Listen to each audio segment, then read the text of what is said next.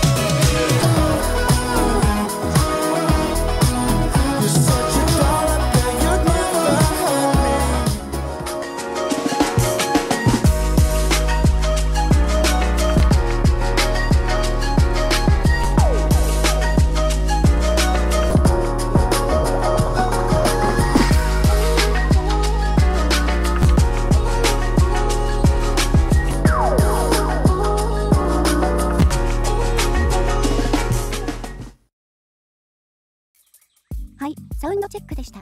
では早速、波形を見ながらジャックさんからお話ししていただきます。ちなみに今回の視聴環境は、付属ケーブルを 4.4mm で選択したので、PC から出力し、FiiO BTR7 の DAC モードを最終アウトにしての視聴となります。はい、ではまずスイッチオフのデフォルト状態からね。最初に感じたのは中高域から高域の明るく明瞭なサウンド、そして開放感のあるサウンドステージ。低域もはっきりはしているけど量感はあまり感じない。なんか結構軽めの印象よね。ミミィはこういう感じ好きよ。そっか、サックスがメロディーだとキラッキラに感じるけど横への広がりが大きく詰まった風にはならないからあまりうるさくは感じない。ローズ系のエレピも抜群のコロコロ感が出てすんごい気持ちいい。ボーカルも予想通り前に出てくるし実に綺麗。視察音は時々気になる程度。その割にハイハットの刻みは一歩引いたとこから広がりを持って聞こえるので、いわゆるチキチキがあまり主張せず程よいバランス。スネアは軽めな感じだけど存在感あり。リファレンスでよく聴く曲の左右に振られたクラビとシングルノートバッキングのギターが普段より左右に散っているのがわかる。メロディーとバックの位置関係が結構はっきりしているのであまり音が密に感じないのがいいですね。そうだね。特性的にも低域がやや軽めで中高域から高域がフィーチャーされた感じなのでメロディーが前に出てきて解像感の高い雰囲気になってる。逆に低域重視の人はスターリバーはスコープから外れると思う。01スイッチ2だけオンのセッティング。リズムが鳴り始めた瞬間スネアのキャラクターが違うことに気づく。そしてこのセッティングの方が低域が少し聞こえやすくなる。愛はどちらかというとこのセッティングの方が好きかも。1本でこのキャラクターの違いが手に入るのは嬉しいですね。そうだよね。1から5キロの大域はこのセッティングの方が強めに出てる箇所があってなんとなく音が太めに感じる。逆に6キロ過ぎあたりからはこちらの方が控えめになっている分少し高域が落ち着いた感じだが、これはこれでかなりいい。聴く曲によっても印象は当然異なると思うが、このセッティングの方がサウンドステージがさらに広いと感じる瞬間が多い。同じ曲のボーカルなのに少し大人っぽく聞こえてくるのが面白い。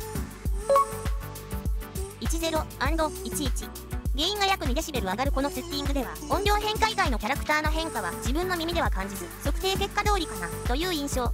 スマホ直差しにする場合、スマホの再生能力が心配ならスイッチ1をオンにして原因を上げられるし、再生能力に関わらず印象の変化を感じるならスイッチ1は常時4でという選択でいいかな。そうだね。スイッチ2の変化が結構明確で実用的に変化している印象だったので7000円ぐらいのモデルとしては優秀なんじゃないかなと思った。ベリリウムコートとチタニウムコートのドライバーの効果が大きいのね。きっとそうなんだろうね。例えば同じ 2DD モデルの 9KZ カーンとか TRN-PA3 と比べて低域は少し弱め。欲を言えば低域だけがブーストされるスイッチがあればほぼ無敵かもだけど、そこよりも中高域から高域にかけての存在感というキャラクターがはっきりしている点が好印象でしたし、2つのキャラクターが選択できるのはスターリバーの大きなアドバンテージだと思うので、やや高域寄りのバランスが好きな人におすすめしたいモデルですね。スターリバー買いますよ。7000円くらいだと愛は手が出しやすいって感じるようになりました。ちょっと感覚麻痺してきたのかな。かもね。でもこの沼にいるとそうなるのは仕方ないんじゃない？そうかもね。まあでも実際聞いてみるとスターリバーは持っていたいなーって思えたからね。ということでチューニングスイッチ付き 2DD モデル TRI スターリバーのレビューでした。ではまた次の動画で。ご視聴ありがとうございました。MD ジャックチャンネルはイヤホンレビューを音と波形た言葉で表現します。チャンネル登録お願いします。